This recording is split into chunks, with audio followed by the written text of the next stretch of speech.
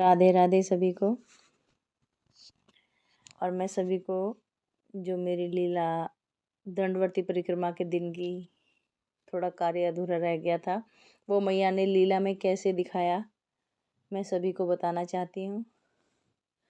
सुनिए कि कैसे हमें श्री जी की कृपा हर समय प्राप्त होती है। और इस अनुभूति का, इस एहसास का आनंद आप लोग भी अच्छे से उठाइए। मैंने सप्तमी को बरसाने की दंडवर्ती परिक्रमा दी थी।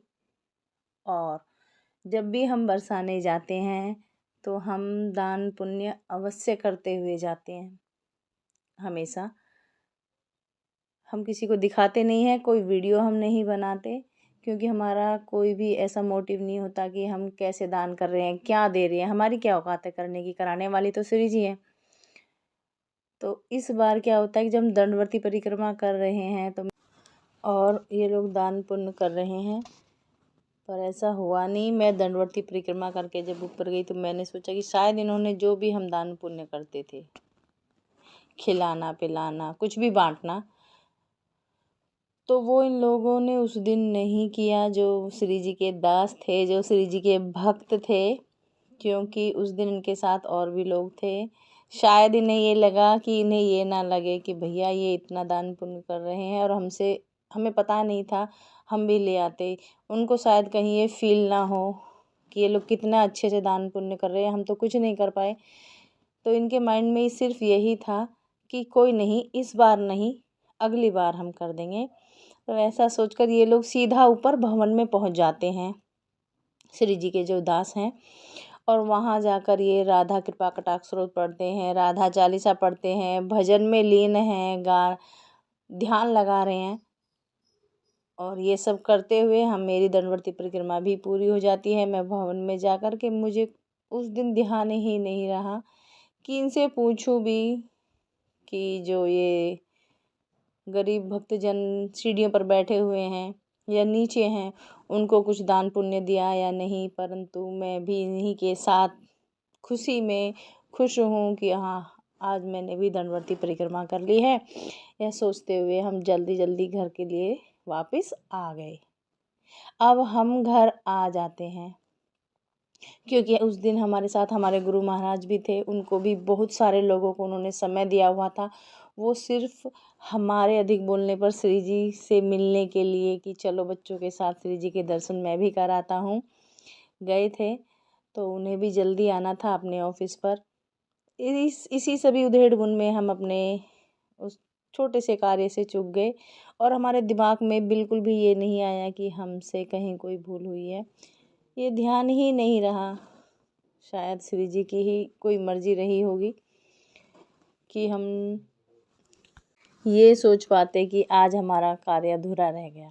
और जब हम घर में आते हैं रात में तो खूब अच्छे से मस्त अपना बॉडी पेन तो हो रहा था, क्योंकि इतना श्री जी की सीढ़ियाँ हैं, नीचे रोड भी है, गीला भी सब है, सभी लोग जानते हैं, रज है, तो बदन दर्द करता है। उसी में मैं थक कर सो गई। और जो श्री जी के परम दास हैं हमारे साथी जी, तो उनको श्री जी हमें, मुझे या मेरे हस्बैंड को, मेरे देवर को, हमारी फैमिली में किसी को भी अगर श्री जी दर्शन देती हैं तो एक हमारी छोटी सी बेबी है गौरी, मेरे देवर की लड़की है, कज़न देवर है, तो उनके रूप में हमें श्री जी हमेशा अक्सर दिखाई देती है। तो होता ये है कि जो श्री जी का दास है वो सुबह के 4 बजे हुए हैं, वो सो रहा है, सपने में देख रहा है कि वही गौरी अपनी मम्मा के साथ में स्कूल जा रही है। और वो जो श्री जी का दास है उनको वो चाचू बोलती है। और चाचू की गाड़ी के पास वो अड़कर खड़ी हो गई है। चाचू जो हैं वो अंदर अपनी जॉब पे जाने के लिए तैयार बैठे हैं कि चाचू आज मैं स्कूल नहीं जाऊंगी और आपने मुझे खाने के लिए ये नहीं दिया, ये नहीं दिया। वो ही सारी सामग्री वो मांग रही है जो कि हम दान में बरसाने के मंदिर में गरीबों को दिया करते हैं। अब आप बताइए, ये क्या श्री जी की कोई लीला नहीं है? क्या श्री जी की कृपा नहीं है? क्या ये कोई मन गढ़ंत है? जिनके लिए है होगा, क्योंकि शायद वो लोग ऐसा सोचते होंगे, लेकिन हमारे लिए नहीं है।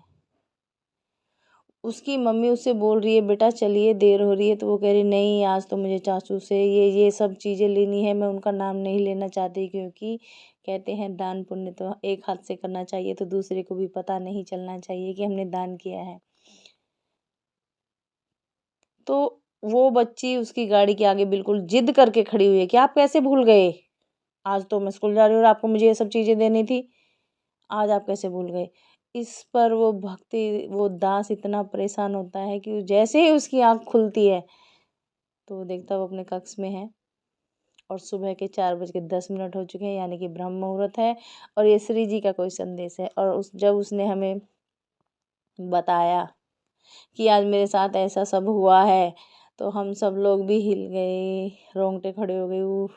सत्य है कि जो कर्म हम नित्य कर्म करते थे अपने साथियों की वजह से, शायद इस बार हम भूल गए या फिर हमारे दिमाग से निकल गया। फिर मेरे हस्बैंड ने कहा नहीं, हम भूले नहीं थे, लेकिन मैंने इस वजह से नहीं किया कि जो साथ में है शायद उन्हें ये ना लगे अरे यार हमें पता होता तो हम भी कर देते। और दान पुण्य कभी भी कह कर नहीं कराना चाहिए, वो अपने मन से होता है, किसी के बोलने से किसी के कहने से बिल्कुल भी नहीं होता और ना ही करना चाहिए। और मैं यही कहूँगी कभी दिखाकर भी मत कीजिए। आप क्या बांट रहे हो, क्या दान कर रहे हो, सर्दियाँ हैं आप कुछ भी कर सकते हो दान में। इतना छोटे से छोटा बड़े से बड़ा जो हमसे होता है हम करते हैं। और मेरी श्री जी की नज़र हमारे हर कार्य पर हर पल हर घड़ी बनी हुई है, इससे बड़ी कृपा और क्या चाहिए सभी लोगों को। ये वीडियो मैं ये लीलाएं इसलिए डालती हूँ कि सभी लोग भक्ति मार्ग पर चलें। कुछ लोग कहते हैं कि ऐसी लीलाओं को मत डाला कीजिए, ये तो सबके साथ होती है, भगवान दर्शन नहीं देंगे, भगवान नहीं आएंगे, ये सब मनगढ़ंत बातें हैं, इन पर ध्यान मत दीजिए। अगर हमारे साथ कुछ अच्छा हो रहा है तो हम हर किसी को अपनी खुशी में शामिल करते हैं। बेटा बेटी का ब्याह हो गया, बर्थडे हो गया, कुछ भी है, कुआ पूजन हुआ, कोई नवजात शिशु हमारे घर आया, तो हम अपनी खुशियाँ सबके साथ मिलकर बांटते हैं। लेकिन जब प्रभु हम पर कृपा कर रहे हैं तो हम छिपाते क्यों हैं? समझ रहे हो ना?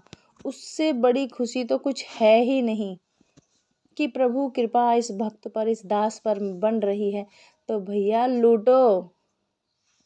ये प्रभु कृपा अमृत बरस रहा है कलयुग में, सिर्फ और सिर्फ लड्डू गोपाल श्री जी के श्री विग्रह से।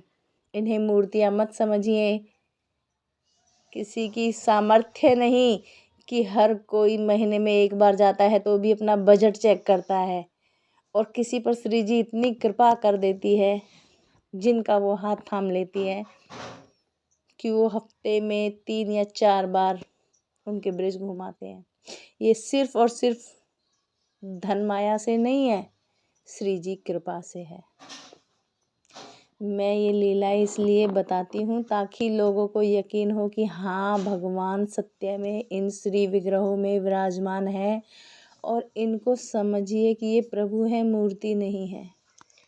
और सभी से अनुरोध है, जब भी आप कहीं भी जाएं, जितना भी आपसे हो सके थोड़ा बहुत दान पुण्य अवश्य करें, क्योंकि कलयुग में जो मोक्ष है, मुक्ति है, वो सिर्फ धर्म कर्म जो है वो दान पर टिका हुआ है।